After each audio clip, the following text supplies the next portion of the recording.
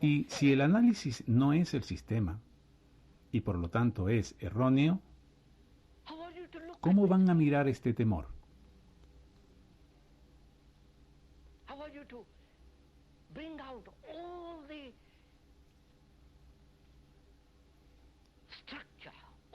¿Cómo tienen que sacar a la luz toda la estructura y todas las partes ocultas del miedo? A través de los sueños. Los sueños son la prolongación de las horas de vigilia mientras se duerme, ¿no? ¿Comprenden todo esto?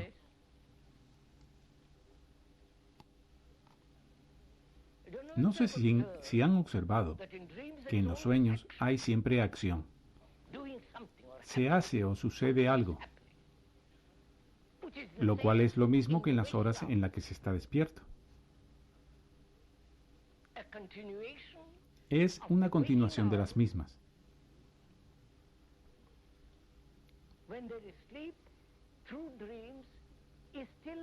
Cuando se duerme, a través de los sueños, ello sigue formando parte del movimiento total. De modo que los sueños no tienen ningún valor. ¿Aceptan ustedes todo esto? Sorprendente, espero que no. Estoy seguro que no, pero no importa. Porque ven lo que pasa. Estamos eliminando las cosas a las que ustedes están acostumbrados. El análisis, los sueños, la voluntad, el tiempo.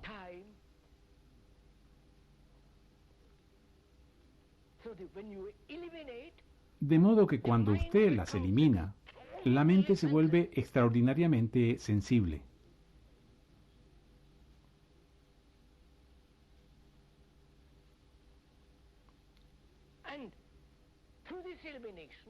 Y gracias a esta eliminación, se ha vuelto no solo sensible, sino inteligente.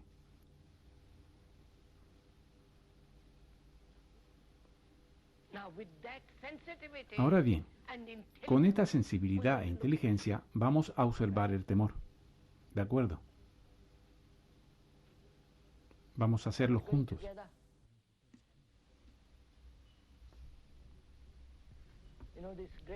Saben, esto es muy divertido si de veras penetran en ello.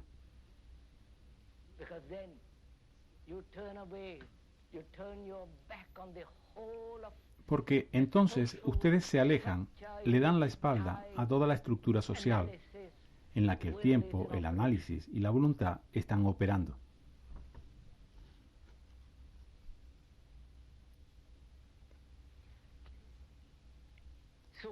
¿Qué es, pues, el temor?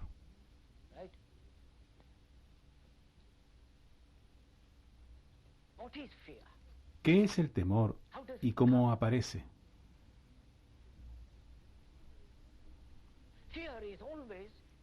El temor se da siempre relacionado con algo. No existe por sí solo.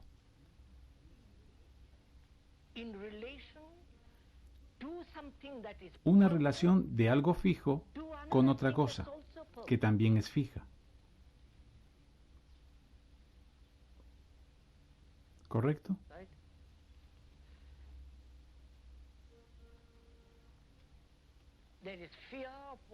Hay temor de lo que ocurrió ayer, de que se repita mañana, ya sea dolor o alguna otra cosa. Siempre hay un punto fijo desde el cual se da la relación.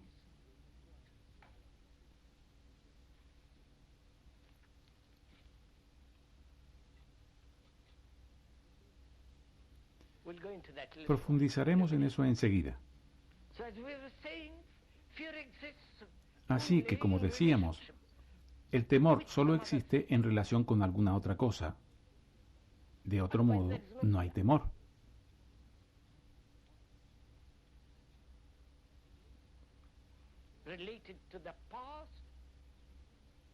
relacionado con el pasado, recordando el pasado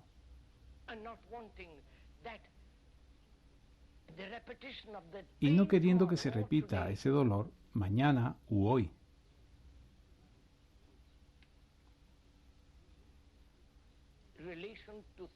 En relación con algo que ha ocurrido.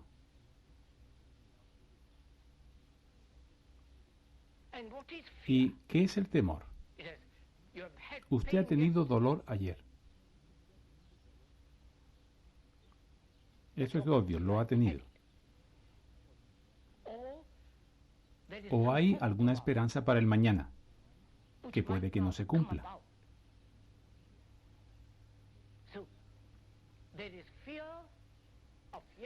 Así es que hay miedo del ayer y miedo respecto al mañana. ¿Cómo se origina este miedo?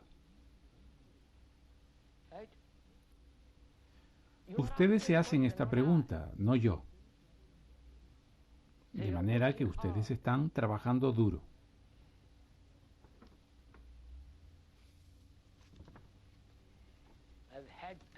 Yo tuve dolor ayer, obviamente.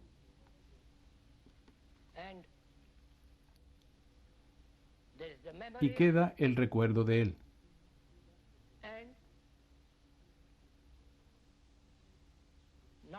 Y no quiero volver a tenerlo mañana. ¿Cómo entra el miedo en esto?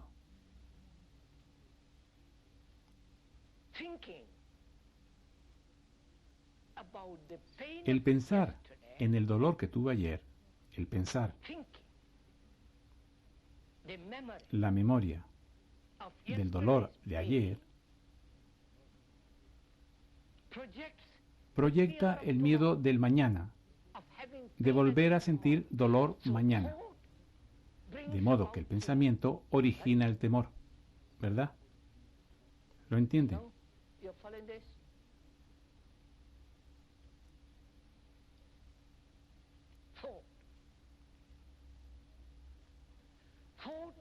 El pensamiento produce el miedo, engendra miedo y también cultiva el placer.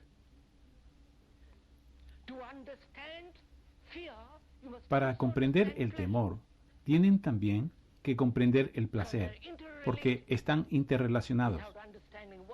Sin comprender uno, no pueden comprender el otro. Es decir, ustedes no pueden decir, tengo que tener solo placer, pero no temor.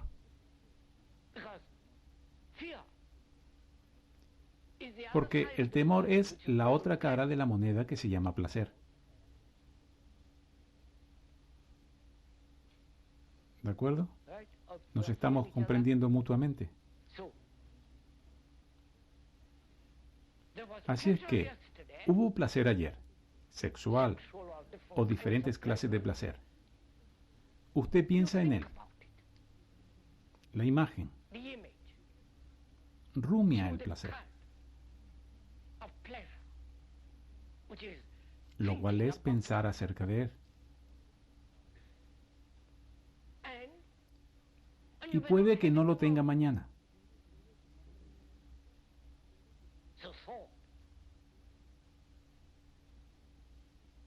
Así es que el pensamiento engendra temor. Creo que esto está bastante claro, ¿verdad?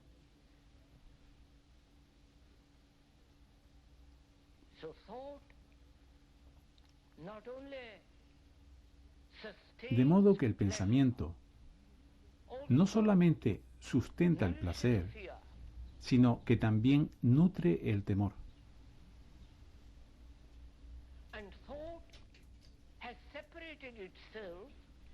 Y el pensamiento se ha separado él mismo como el analizador, y lo que ha de ser analizado forma parte también del pensamiento.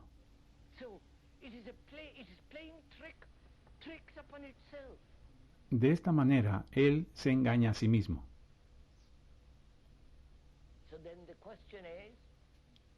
La pregunta, entonces, es la siguiente. Si el pensamiento hace todo esto, El pensamiento que rehúsa examinar los miedos ocultos e inconscientes.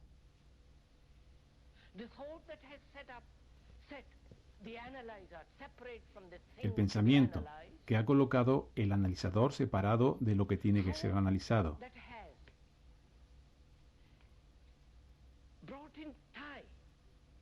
El pensamiento que ha introducido el tiempo como medio de escapar del miedo, aunque lo está sustentando.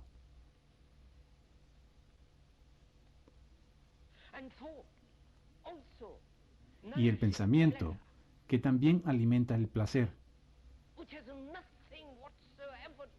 el cual no tiene en absoluto nada que ver con el gozo,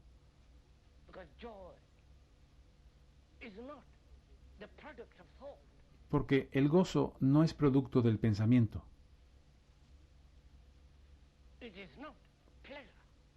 No es placer.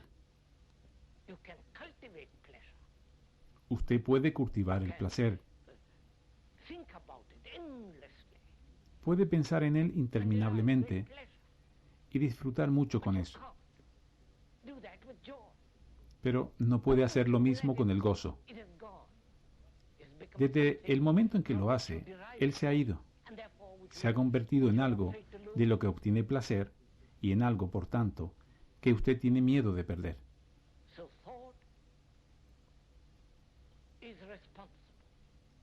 Así pues, el pensamiento es responsable tanto del placer como del dolor y del miedo.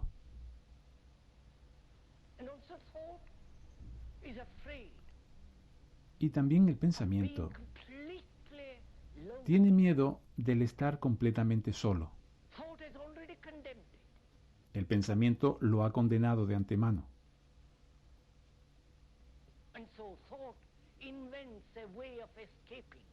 Y entonces se inventa un modo de escapar de esa soledad mediante diversas clases de entretenimientos religiosos o alguna que otra cosa de índole cultural.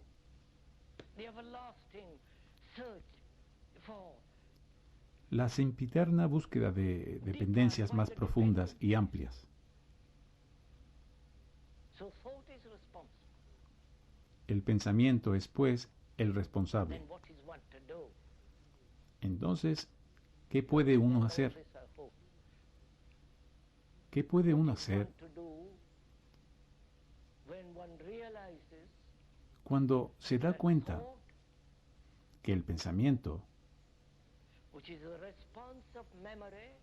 que es la respuesta de la memoria ante cualquier reto, menor o mayor,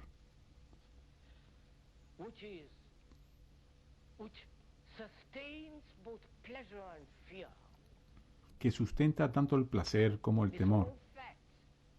Todo esto son hechos. No es la invención del que habla, ni su filosofía o teoría peculiar. Estos son hechos absolutos, observables a diario. Entonces, la pregunta inmediata es, ¿qué puede uno hacer?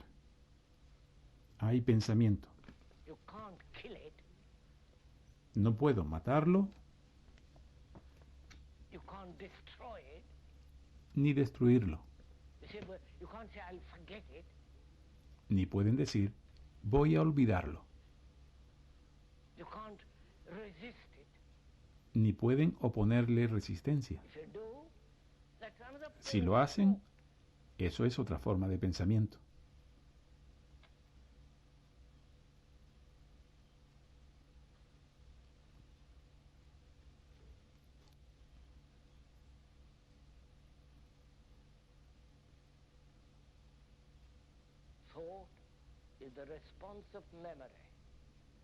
El pensamiento es la respuesta de la memoria y necesitan esa memoria para funcionar diariamente, para ir a su oficina, para ir a